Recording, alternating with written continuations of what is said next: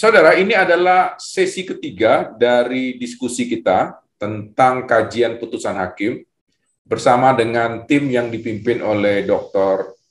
Stijn Cornelis van Hees. Dan diskusi ini melibatkan Profesor Adrian Bettner dari Universitas Leiden di Belanda.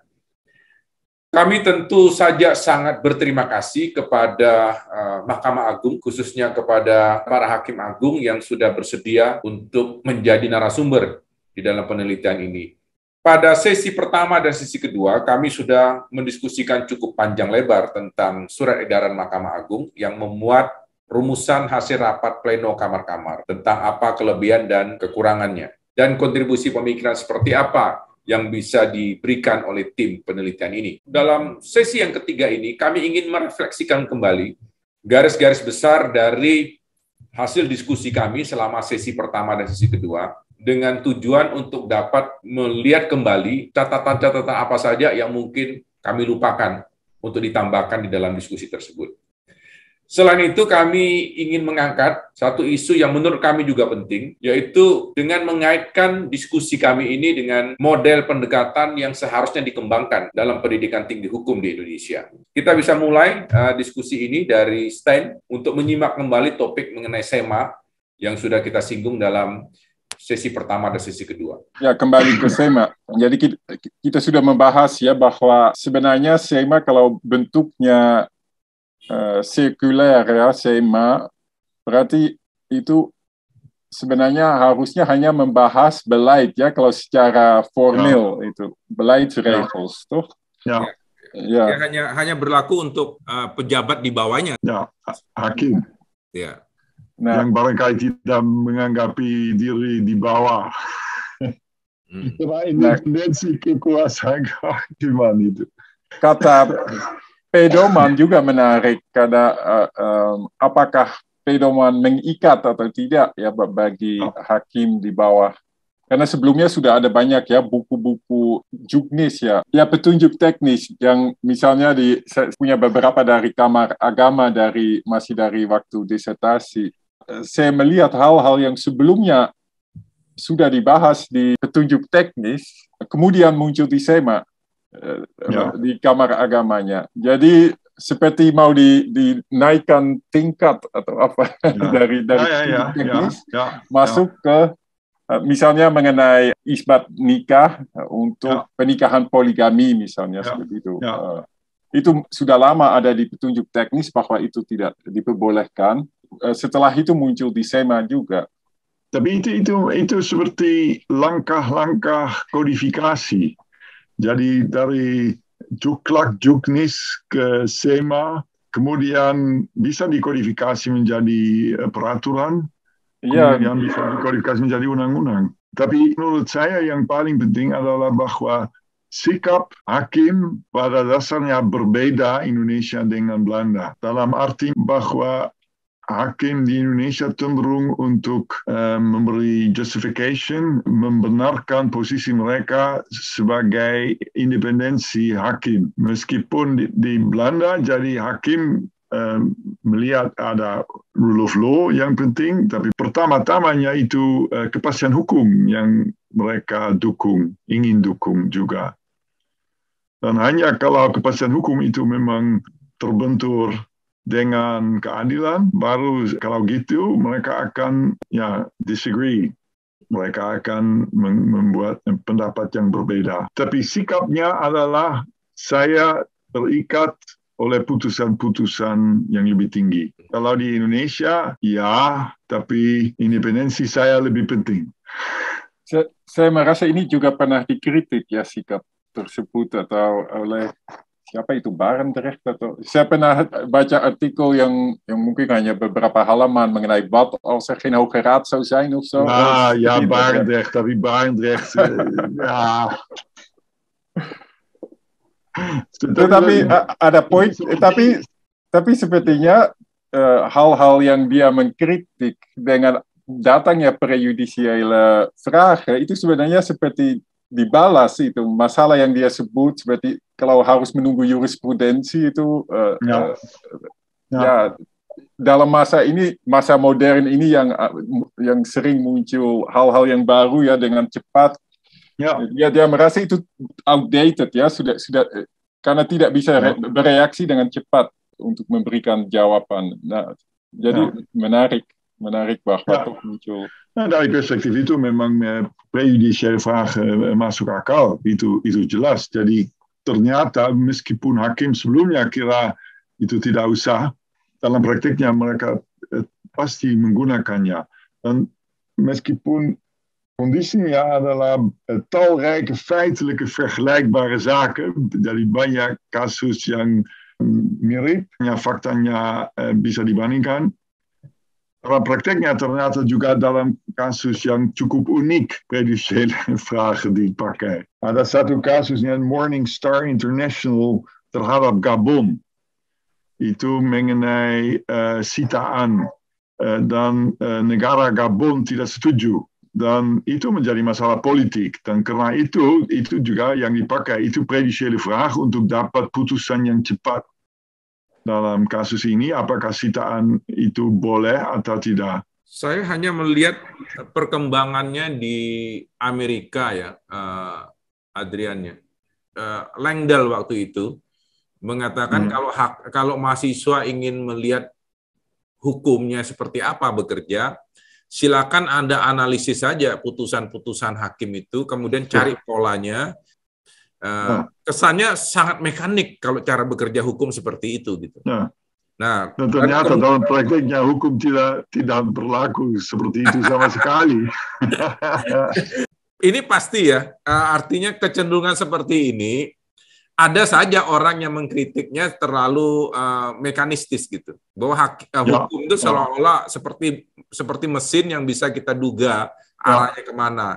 Padahal ya ujung-ujungnya kan katanya hakim itu bisa memutuskan banyak faktor yang bisa membuat hakim itu memutuskan secara berbeda gitu.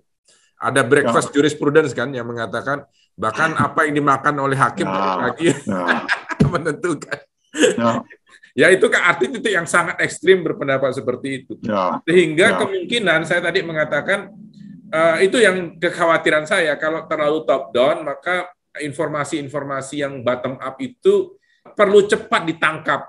Jadi kalau saya menangkap apa yang disampaikan oleh Adrian ya, Adrian berpendapat bahwa SEMA ini harus direspon secara positif kan begitu intinya. Ini positif ya. Mungkin yang perlu kita perbaiki itu adalah antara lain kehadiran dari hasil rapat pleno itu harus lebih menggambarkan kondisinya gitu. Jangan sampai saya kira itu juga yang Stein menulis dalam email kepada saya, bahwa hakim-hakim memang mereka ada alasannya mereka membuat SEMA. Jadi ada informasi yang muncul di Mahkamah Agung dan mereka harus menjelaskan apa informasi itu. Ya, seperti Siddhartha bilang, seharusnya konteks SEMA itu menjadi jelas, jadi kasus seperti apa. Jadi barangkali semacam pengantar, apa alasannya kita membuat SEMA ini, apa kasus kami melihat ada kasus-kasus seperti itu yang terjadi, yang muncul, dan karena ada ketidakseragaman dalam penyelesaiannya, kami yang mulia Hakim Agung kira kita harus dan kemudian SEMA yang keluar. Ya, mungkin juga ada baiknya Mahkamah Agung itu secara rutin mencari informasi ini dari banyak pihak ya. Misalnya bisa dari asosiasi advokat yang kemudian mengadakan forum seminar atau apa, atau para dosen menyampaikan informasi ini. Karena kalau mengandalkan hakim-hakim yang ada di kamar-kamar itu, saya pikir mereka pertama memang tidak ditugaskan untuk mengumpulkan pertanyaan-pertanyaan itu. Jadi ketika hadir dalam rapat, ya apa yang dia bawa mungkin catatan-catatan subjektif atau pribadi mereka. Dan kalau itu diputuskan untuk 1 tahun itu, sayang sekali. Padahal ada isu-isu barangkali yang jauh lebih yang lebih signifikan yang harus mereka jawab gitu. Ya, saya kira itu juga tugas pakar hukum akademisi untuk mensinyalir apa yang terjadi. Dan itu juga membutuhkan perubahan sikap banyak pakar hukum di universitas. Jadi seperti tadi saya mulai dengan menjelaskan bagaimana hakim dapat informasi mengenai hukum.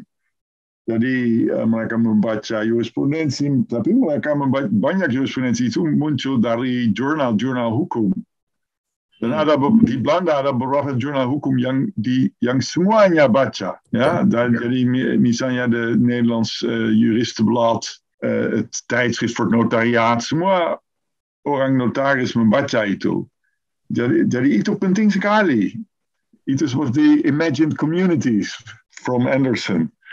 Jadi kalau kami tidak punya komunitas, kita tidak usah untuk komunitas bahwa kita kenal semuanya, tapi harus baca hal-hal yang sama, harus punya persepsi yang referensi sama untuk memungkinkan perkembangan hukum yang baik. Paling tidak tadi Ardian menyebut isu itu bisa muncul karena ada peraturan perundang-undangan yang baru atau perubahan dari peraturan, ya. Ya, kemudian atau kasus dalam prakteknya bahwa memang ada pengacara juga publikasi dalam jurnal-jurnal itu, atau pengacara yang bilang yang telepon teman di universitas, wah ini menarik, sebetulnya ada beberapa kasus seperti ini, barangkali apakah kamu tertarik? Itu bisa legal. Pertama-tama legal, tapi juga bisa social legal, karena misalnya ada banyak masalah dalam prakteknya, dan banyak orang yang menjadi korban. Informasi itu juga bisa kita dapat dari surat kabar, tapi lebih baik kalau itu juga dari penelitian social legal yang mendalami hal-hal yang dilaporkan. Jadi putusan-putusan yang menimbulkan polemik, gitu ya. Atau isu-isu tadi ya, yang mungkin yang muncul di masyarakat yang sudah ramai diseminarkan atau kemudian dibahas di koran-koran, jurnal-jurnal. Misalnya Dexia di Belanda muncul karena ada laporan-laporan di surat kabar bahwa banyak orang yang menjadi korban. Baru sesudahnya ada klaim-klaim di pengadilan. Dan hanya karena perhatian di surat kabar itu dan kemarahan terhadap bank-bank yang membuat produk itu, hanya sesudah itu menjadi hal besar. Kalau tidak, pasti tidak ada masa klaim. Mas, saya sebetulnya ingin mengangkat satu isu yang sekarang ini justru menjadi pertanyaan orang terhadap sikap Mahkamah Agung, Adrian. Ya. Diskusi yang belakangan ini adalah tentang diskresi hakim dalam menjatuhkan putusan penghukuman. Misalnya ya kasus korupsi. Banyak orang bertanya mengapa untuk kasus korupsi yang ini hukumannya kok ditambah.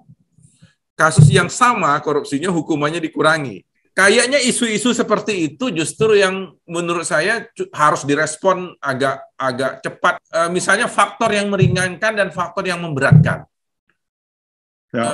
Itu harus jelas, harus clear. Nah, ini isu-isu seperti ini seperti nggak kurang ditangkap ya oleh sema kita. Jadi hakim sendiri tidak punya pedoman. Misalnya sopan di pengadilan itu apa ukurannya?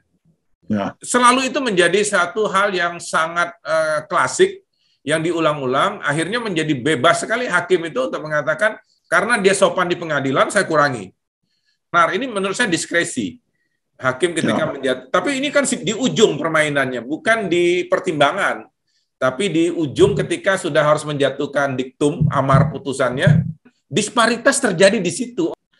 Kalau dimasukkan di dalam sema seperti ini, barangkali nggak tepat. Kalau di Belanda sendiri, bagaimana kecenderungannya, Adrian? Ya, itu memang selalu ada pertimbangan kenapa hukuman itu lebih berat atau lebih ringan. Di Indonesia saya kira disertasi Rifki Assegaf yang membicarakan itu, dan dia menjelaskan bahwa sebetulnya itu memang ada perbedaan jauh antara putusan dalam kasus yang cukup sama.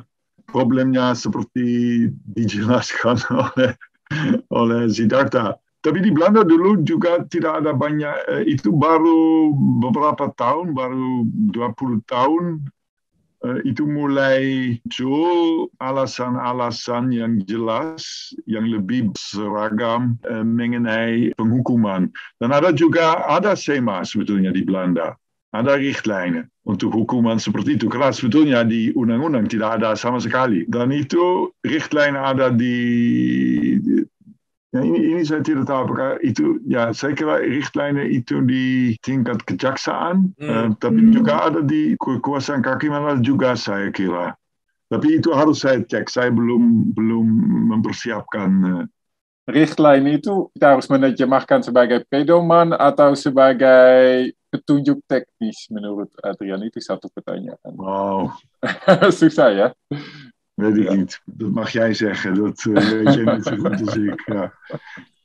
Susah ya, itu tergantung barangkali memang tempatnya di dalam. Mengikat, ya richtlijn tidak itu ada richten. Jadi itu tidak seperti perintah, tapi ya kita itu memberi arahan. Jadi sifatnya persuasif. Jadi seperti petunjuk barangkali. Kalau saya merasa mirip petunjuk teknis. Ya, saya setuju. Ya. Jadi di situ Pak, di Belanda diaturnya di tingkat petunjuk barangkali, petunjuk teknis. Tapi tetap ke ini ya, dia sifatnya itu lebih semacam himbauan kepada pejabat di bawahnya, misalnya pengadilan di level pertama dengan banding barangkali ya. Oh, it's a top down petunjuk teknis. Ya, top down. Ya. Tapi petunjuk richtlijn is ook top down. Biasanya juga top down ya. Ya, sama berarti top down. Sama. Ya.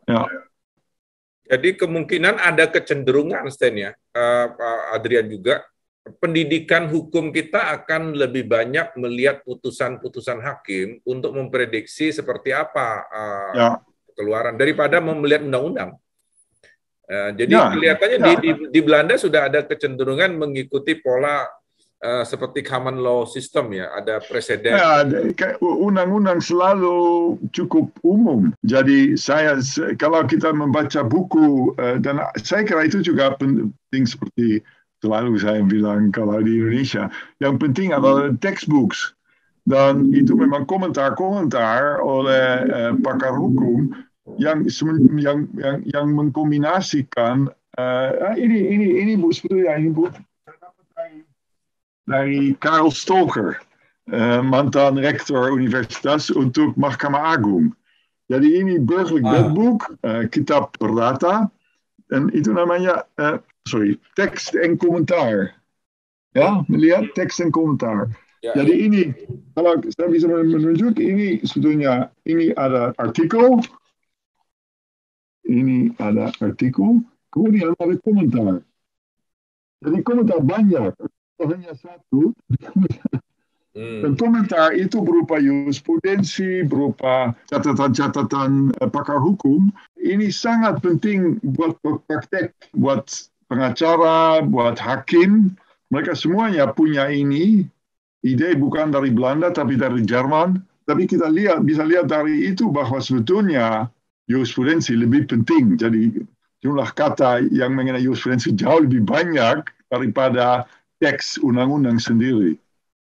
Ya, Adrian, yang saya juga lihat itu kalau saya mengakses burgerlijk wetboek online sekarang, pasti muncul langsung di setiap artikel pasal selalu muncul jurisprudensi terkaitnya yang bisa diklik.